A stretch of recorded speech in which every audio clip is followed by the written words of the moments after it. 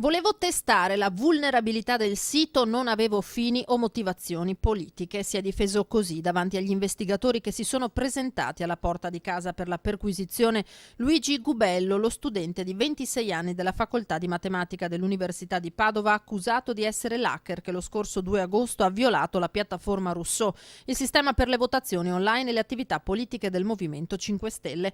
Nato a Padova, dove studia, domiciliato a Portogruaro nel Veneziano, il ragazzo, incensurato e di buona famiglia, è stato individuato dagli uomini della Polizia Postale di Milano e del Centro Nazionale contro i Crimini Informatici ed è ora iscritto nel registro degli indagati con l'accusa di accesso abusivo a sistema informatico. Ma essere indagato è anche un altro hacker che avrebbe compiuto, sempre lo scorso agosto, una serie di altre azioni di violazione della piattaforma dei 5 Stelle e che si firmava con il nickname Rogue Zero. Usava lo pseudonimo di Évariste Galois, invece, il 26enne denunciato, prendendo in prestito il nome dell'eroe romantico, il matematico francese, genio incompreso, morto ventenne nel 1832. Gli inquirenti chiariscono che lo studente avrebbe violato la parte tecnica della piattaforma, ma non avrebbe acquisito o estrapolato dati o informazioni sensibili.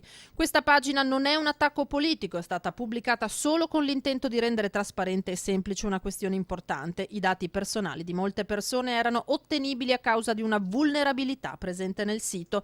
Così aveva scritto lo stesso hacker, che sarà interrogato nei prossimi giorni autodenunciandosi ai curatori della piattaforma. Non ne è affatto convinto Davide Casaleggio, secondo cui è stato fermato l'esecutore materiale del boicottaggio, ma dice: spero vengano ora individuati al più presto anche i mandanti e gli eventuali finanziatori delle operazioni criminali contro Rousseau, il Movimento 5 Stelle e i suoi iscritti. Dal candidato premier Luigi Di Maio infine solo un ringraziamento alla polizia. Hanno fatto un lavoro eccezionale, ha commentato su Facebook, grazie al quale si chiude finalmente questa brutta pagina.